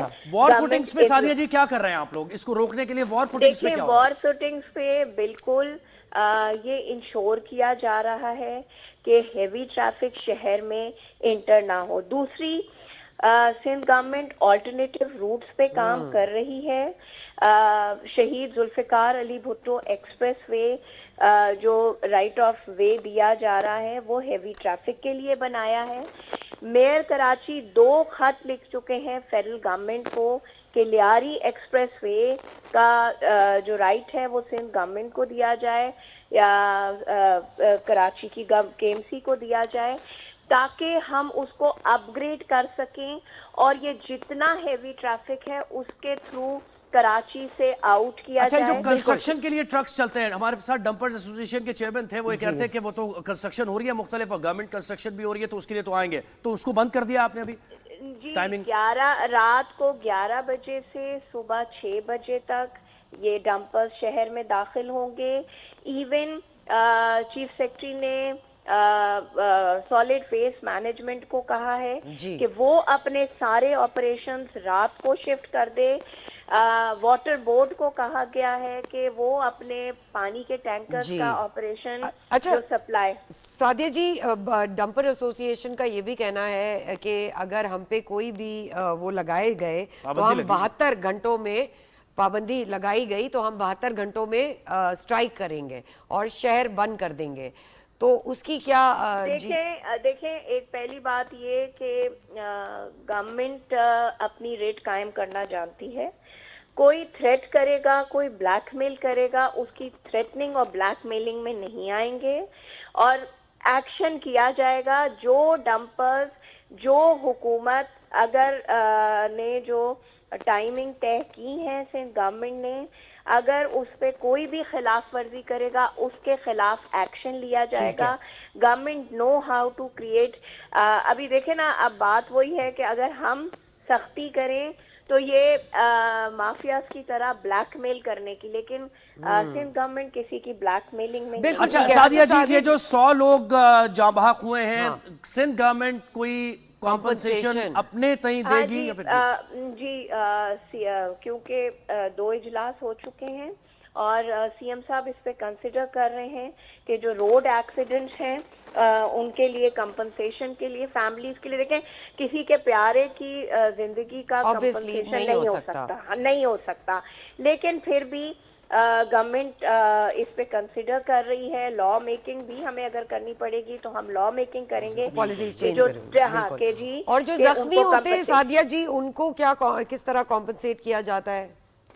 जी जो जख्मी होते हैं, जो इंजर होते हैं इन सारे एक्सीडेंट से? देखिए, जो जख्मी हैं उनको फ्री ऑफ कॉस्ट सारा ट्रीटमेंट है सिंध गवर्नमेंट की तरफ से, बिल्कुल क्योंकि ठीक ये है। ऑलरेडी हमारा लॉ पास है कि कोई रोड एक्सीडेंट होगा और कोई इंसिडेंट रिपोर्ट होगा, उसको फर्स्ट मेडिकल एड और medical facility Sindh government provide. अच्छा सादिया जी, ये भी बताइए, जो ड्राइवर्स गिरफ्तार हुए हैं, जिनकी रिपोर्टिंग हुई है, उनके साथ अभी क्या हो रहा है? उनको कोई सजा मिली है? बिकॉज नॉर्मली या गिरफ्तारी हुई भी है या नहीं हुई है, दैट्स द बिग क्वेश्चन। देखिए, कुछ गिरफ्तारियां हुई हैं और उनकी जाहिर सी बात है, पुलिस ने तो गिरफ्तार किया है, फिर वो आपको पता है मामलात कोर्ट में जाते हैं, कोर्ट हैव टू डिसाइड। हमें अपने लॉज, ऑलरेडी लॉज मौजूद हैं, उनकी इम्प्लीमेंटेशन को सख्त करना पड़ेगा, इन्फोर्स करना पड़ेगा। और दूसरी बात यह है कि ये मेरा मैंने अपने मिनिस्टर से भी इस बारे में, होम मिनिस्टर से बात की थी कि हमें जो ये ट्रक ड्राइवर्स और डंपर ड्राइवर्स हैं, इनका रैंडम टेस्ट करना चाहिए, क्योंकि यूजुअली लोग कहते हैं कि ये नशे में होते हैं और इनको नजर नहीं आता, इनको समझ नहीं आ रही होती, और तो वो भी होना चाहिए। बिल्कुल। अच्छा सादिया जी, आप लाइन पे ही रहिएगा, हमारे साथ लियाकत महसूद, डंपर एसोसिएशन के हेड, उनको भी शामिल गुफ्तगू करते हैं। अस्सलाम वालेकुम लियाकत महसूद साहब, एक और हादसे पे आपको हम ले रहे हैं और हम चाहेंगे कि आप बताइए कि ये दिन ब दिन हादसात क्यों बढ़ते जा रहे हैं और इसको कम कैसे किया जा सकता है। वालेकुम अस्सलाम, बिस्मिल्लाहिर्रहमानिर्रहीम। आपको भी पता है, जो हमारा डंपर ट्रांसपोर्ट लोकल गाड़ी है, तमीराती काम कर रहा है, तो ये जो कराची का शहर का जो हाल है, एक्सीडेंट तो आज अपनी जगह पे। आज रात को कोरंगी पे जो हमारे 3 गाड़ी जलाया और कम से कम 12 और 13 ड्राइवर के ऊपर तशद्दुद भी किया और एक ड्राइवर भी जख्मी था। तो उसने क्या गलती किया, मुझे बताओ। देखिए, वो रात को कुरंगी और लांडी में मोटरसाइकिल पे हालात मेरी हुई। बात तो सुनो, मोटरसाइकिल वाले परसों की बात है ना, आज रात को नहीं, रात की हमारा बात है ये। 3 गाड़ी, आज रात को 3 गाड़ी जलाया वहाँ शहरी लोग ने। एक रात को 2 बजे ट्रेन पे, एक 3 बजे, एक सुबह 5 बजे ट्रेन पे। अच्छा, उसका क्या गलती है? ये तो लाकानूनियत है, अगर बगैर किसी, मतलब ये तो वैसे ही जलाना, कानून हाथ में लेना बिल्कुल ठीक नहीं है। सादिया जी, ये जो ये कह रहे हैं कि ये जो जहां जलाए गए, इनके 3 डंपर जलाए गए हैं, तो इसके खिलाफ आपने कोई कार्रवाई की है? शहरियों के बारे में इन्वेस्टिगेट किया कि क्यों ऐसा किया उन्होंने? देखिए, मेरे पास सुबह जो मेरे पास रिपोर्ट थी, वो एक माल बरदार ट्रक सुबह 7 बजे लांडी नंबर 6 में जलाया गया है, जो कि पुलिस ने FIR की है। कुछ नामालूम अफराद ने वो ट्रक जलाया है और सिंध गवर्नमेंट उनके खिलाफ एक्शन करेगी। जो वो मुझे इन्होंने जो वो किया है, अगर वो रिपोर्ट हुआ होगा तो पुलिस डेफिनेटली एक्शन करेगी। लियाकत साहब, रिपोर्ट किया आपने इस वाक़े को पुलिस में, FIR? लियाकत साहब, आपने इसको रिपोर्ट किया, इस वाक़े को पुलिस में दर्ज कराई है FIR? भाई नहीं, अभी तक कुछ भी नहीं किया। तो इसका जवाब नहीं चाहिए। जो सिंध गवर्नमेंट, खासतौर जो सिंध गवर्नमेंट, मैं रिक्वेस्ट करता हूँ, जो सिंध गवर्नमेंट हमेशा के लिए कह रहा हूँ, जो कराची सिंध का एक हिस्सा है, बिल्कुल ये कराची सिंध का एक हिस्सा है। कराची एक बड़ा शहर, तो हर पाकिस्तानी का हक बनता है और हर शहरी का हक बनता है कारोबार का। हम ट्रांसपोर्टर मुल्क चलाने वाला, खाने वाला नहीं है। हम ट्रांसपोर्टर टैक्स देने वाला है, लेने वाला नहीं है। लियाकत साहब, एक कमिटमेंट आप करेंगे, सिंध हुकूमत अगर इसके खिलाफ, एक मेरी बात सुने, सिंध हुकूमत अगर इक़दामात उठाती है इन जानों के ज़िया को रोकने के लिए, आप पूरी तरह कोऑपरेट करेंगे इसके साथ, सिंध हुकूमत के साथ? देखो, सिंध हुकूमत के बारे में मैं आपको भी बता रहा हूँ। जो हमारी ट्रांसपोर्ट का मिनिस्टर है शजील इलाम, उसको बहुत अच्छे ने ऑप्शन किया मीटिंग के बाद, ट्रांसपोर्टर के साथ मीटिंग करा, chief secretary Singh, IG Singh, transport आपको भी पता है। तो इस तरीके से जब हमारे शहर के अंदर हिफाजत नहीं होगा, इनको छोड़ दो, अभी रात को भी हमारा गाड़ी नहीं छोड़ेगा, तो क्या ख्याल है? हमारे बाल बच्चे का रोजी है, तो आपका क्या ख्याल है? हम तो दूर दूर से आया, यहाँ तो मैंने अपना मेहनत किया ट्रांसपोर्टर में, जो अपना मेहनत पे ट्रांसपोर्ट लिया, तो आपका क्या ख्याल है? न गवर्नमेंट ने भी दिया और न शहरी लोग ने भी दिया, ना आवाम ने दिया। आवाम मुझसे दूर नहीं है, ट्रांसपोर्टर अच्छा, और आवाम ये लियाकत सब एक है। लेकिन आजकल जो न जाए ट्रांसपोर्टर के साथ हो रहा है, जगह पे गाड़ी चला रहा है, ड्राइवर कंडक्टर के ऊपर दहशत दूर कराया, तो गवर्नमेंट किस लिए है? कानून किसके लिए? कानून मौजूद है, आप गवर्नमेंट बिल्कुल जो सही कह मौजूद रहे है। हैं लियाकत साहब, हमारे पास वक्त कम होता है इसलिए हमें भी कुछ सवाल करने दीजिए।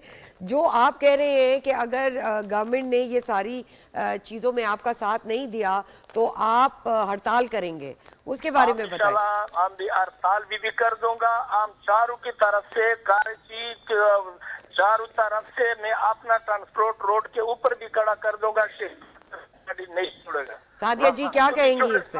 हमारा रात को भी मैंने आपको ये और कहा दिन कि को भी किसी को कानून नहीं तोड़ने दिया जाएगा। इस तरह थ्रेटनिंग देखें, अब इन्होंने बता दिया कि रात को मेरी इतनी गाड़ियां जला दी गई, ये हुआ, कहीं रिपोर्टेड नहीं है। ऐसे तो रैंडम स्टेटमेंट्स देना बहुत आसान होता है। मैंने आपको सुबह बताया है कि लांडी नंबर 6 में माल बरदार जो इस जुमरे में ही नहीं आता, देखें जो सप्लाई के ट्रक्स होते हैं वो हेवी ट्रैफिक के जुमरे में नहीं आते। शहर में अनाज पहुंचाना है, दूध पहुंचाना है, वो इस जुमरे में नहीं आते। वो इस तरह ओवर स्पीडिंग कर ही नहीं सकते। जिस गाड़ी में लोड होगा वो ओवर स्पीडिंग कर ही नहीं सकती। सुबह जो है 7 बजे एक गाड़ी जला दी गई, अब वो जिसकी भी होगी उसका तो नुकसान कर दिया। मैं पॉलिटिकल पार्टीज को भी मुसलसल ये बात कह रही हूँ कि पॉलिटिकल पार्टीज को भी आवाम को इश्तियाल नहीं दिलाना चाहिए फॉर पॉलिटिकल पॉइंट स्कोरिंग कि ये तो एक बिल्कुल हम अलग ये कर देंगे, हम ये कर देंगे। एक शहर में प्रॉब्लम आया है जिसकी वजह से लोगों उसी प्रॉब्लम की बात करते हैं। लियाकत साहब ये बताएं, एक शहर में प्रॉब्लम है, ये हमने डेटा भी बताया, 2025 में 100 बात हुई है, चले डंपर से उसमें आधी भी नहीं हुई होंगी, 40 लोग डंपर से होंगे। अभी परसों की बात है, कुरंगी में रॉन्ग साइड से एक आ रहा था हैवी व्हीकल और उसने बाइक पे बाइकर्स को उड़ा दिया और उनकी जानें चली गई।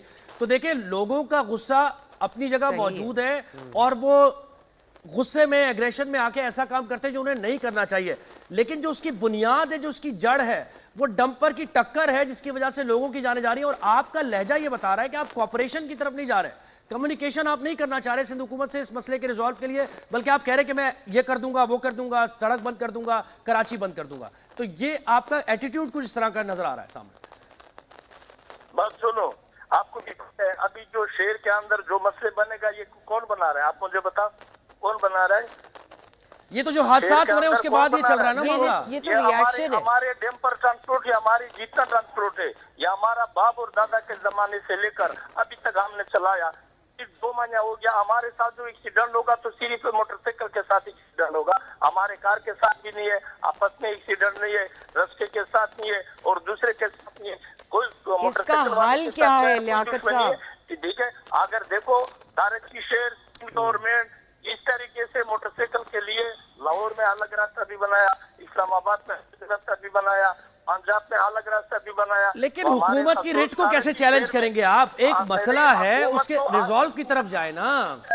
आपको भी पता है ये रोड के ऊपर हर जगह और जगह पे रेडी भी खड़ा है और ट्रेल भी खड़ा है, तो कम से कम 20 फुट रोड भी नहीं रह गया। तो ये 20 फुट रॉन्ग साइड भी आता है, मोटरसाइकिल वाले जितना रोड आता है। देखो 100% में लियाकत साहब, गलती हर इंसान की है इस चीज में। दोनों मैं बहुत जोर में हूँ, मेरी बात सुनो।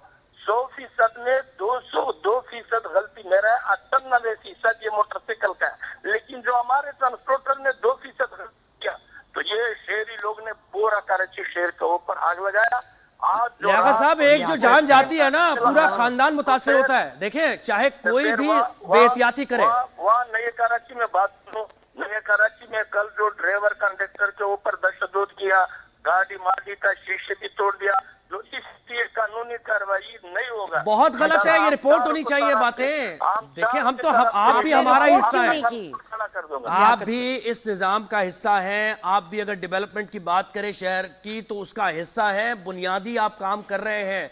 हम ये कह रहे हैं कि उस बुनियादी काम को अगर सही तरीके से आप सिंध हुकूमत के साथ मिलकर बैठ जाए तो ये हल निकाल लें कि लोगों की जाने ना जाए, रेकलेस यानी ड्राइविंग, रैश ड्राइविंग ना हो, जो ड्राइवर है उसका फिटनेस हो जाए, गाड़ी का फिटनेस, यही तो चाह रहे हैं हम, और क्या चाह रहे हैं? लियाकत साहब, हमें बहुत अफसोस है कि आपके ड्राइवर्स और कंडक्टर्स पे ये तशद्दुद हुआ, लेकिन आपको भी ये सोचना चाहिए कि इससे पहले जो लोग जख्मी हुए हैं और जो जिन लोगों की जानें गई हैं, उससे भी आपको अफसोस होना चाहिए उनकी जानों का। देखो, ये मेरा दिल नहीं मानता है। जो किसी का भाई, किसी का बेटा फोत होगा, उसका गम दर्द मेरा गम दर्द है, वो मुझे भी पता है। लेकिन जो मेन इशू है आजकल, ये रोड का एक्सीडेंट एक हादसा है, ये कोई जतियात भी नहीं है। लेकिन रोड में जो एक्सीडेंट होगा, जो ट्रांसपोर्टर के ऊपर जितना गम तो उसी का है, इतना गम तो ट्रांसपोर्टर का नहीं है। आवाम तो मुझसे दूर नहीं है। लियाकत साहब, हम यही चाहते हैं कि लेकिन जो खसूस सीन धरने दे के और रोड बंद करने की धमकियां दे के इसका सोल्यूशन नहीं निकल सकता। सबकी जानो माल कहते हैं, सबकी जानो माल बराबर है और वो अपनी जगह इंपॉर्टेंट है। अगर किसी कंडक्टर को, किसी ड्राइवर को मारा जा रहा है, कानून हाथ में लिया जा रहा है, उसको कोई डिफेंड नहीं कर सकता। लेकिन ऑन द अदर हैंड, अगर कोई ड्राइविंग ऐसी कर रहा है जिसकी वजह से लोगों की जाने जा रही है, पूरा खानदान मुतासर हो रहा है, तो इस पर तो हमारा हक बनता है ना कि सवाल उठाएं। सादिया जावेद और लियाकत महसूद साहब, आप दोनों का बहुत शुक्रिया। वही बात है, 2 wrongs do not make a right. एक छोटी सी ब्रेक पे जाएंगे, कहीं मत जाइएगा।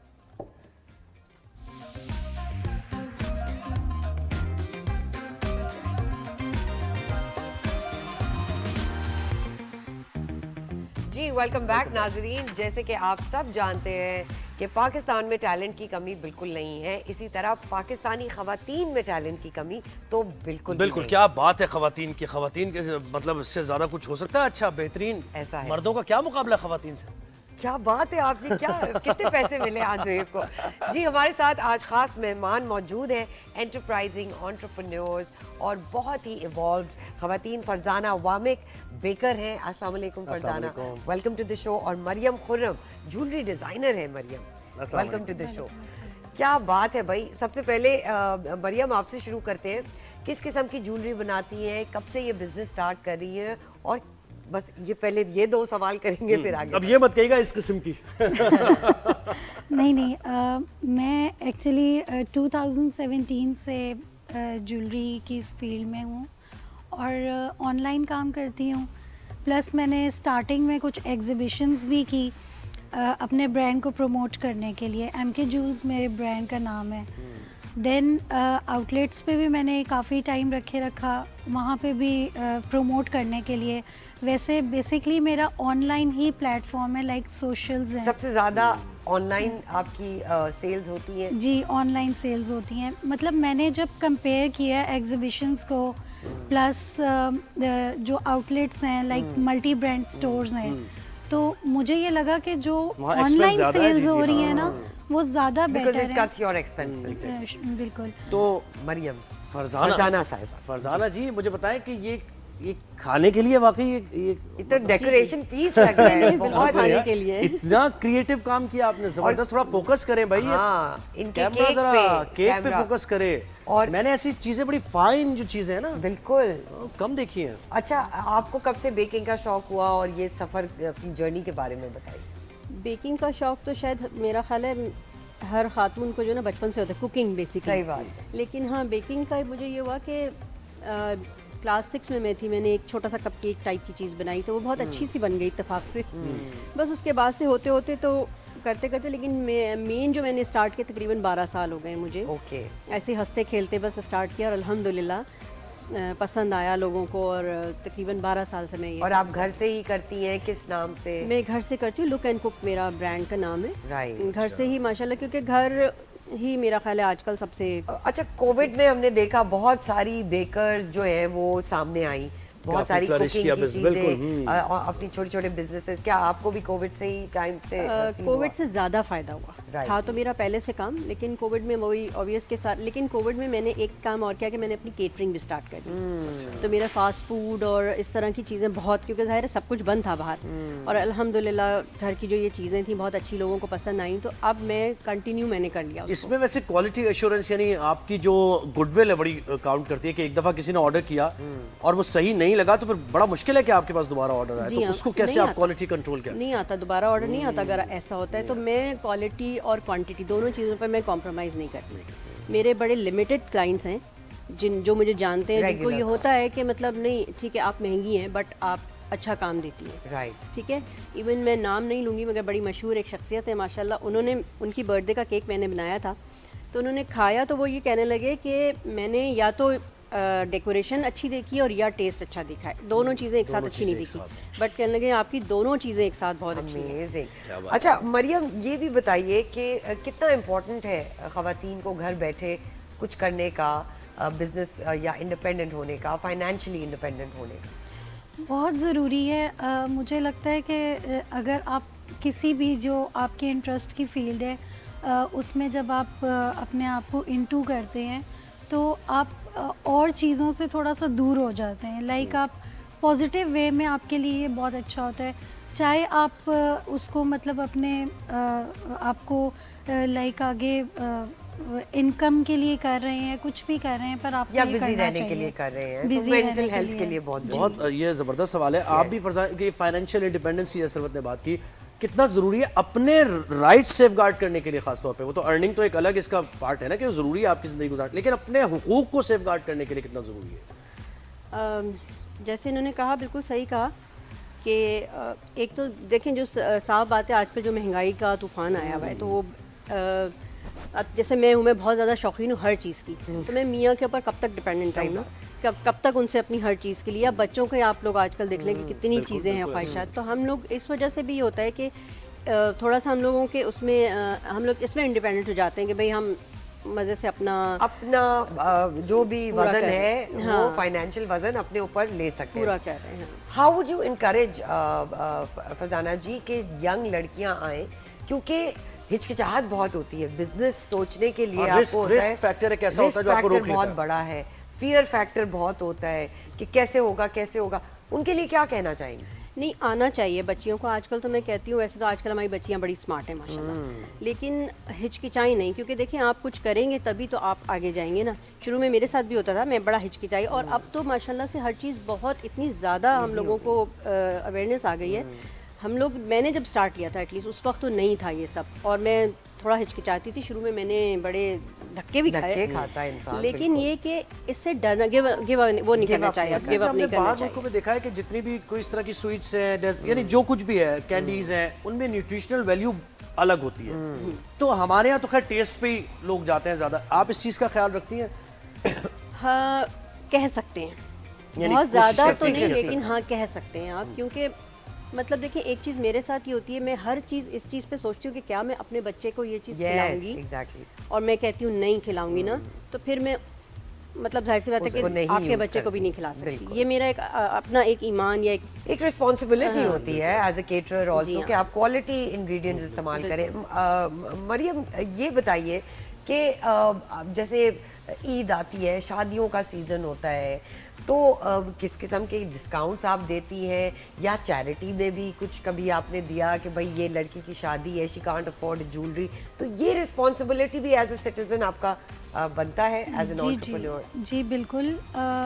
जब जो भी सीजन्स आते हैं, लाइक ईद सीज़न है, कुछ भी ओकेजन है, तो उसमें वेडिंग सीज़न है, तो उसमें हमारे डिस्काउंट्स भी निकलते हैं ऑनलाइन। सब हम लोग, मैं अपना काम कर रही हूँ तो मेरे सोशल्स पे सब आ जाते हैं, तो और दूसरा ये है कि सोशल वर्क भी करती हूँ। राइट। मरियम, कितना ज़रूरी है कि हम गोरी लड़कियों को सिर्फ ज्वेलरी पहना के उनके इश्तहार ना लगाएं, उस चीज़ को आप इनकरेज करती, मतलब डिस्करेज करती हैं, और अपनी कभी शूट्स कराती हैं तो टैन स्किन टोन या जो एक वो है ना टैबूज जो मासेस तक पहुंचने का के जो रिलेट करें, जो थोड़ी रेट में ज्यादा हो खवातीन, मतलब हर कोई ही पहनता है ज्वेलरी, राइट, बट हम जो मार्केटिंग में दिखाते हैं वो एक बड़ी स्किनी सी गोरी सी लड़की होती है, उसको डिफाई करना चाहती हैं। पर मुझे ये लगता है कि अब वो चीज़ ख़त्म हो गई हुई है। अब आप देखें, अगर मॉडल्स को भी देखें तो ज़रूरी नहीं है कि वो बहुत ज़्यादा गोरी हों तो उनके ऊपर मतलब उनके शूट्स हो रहे होते हैं।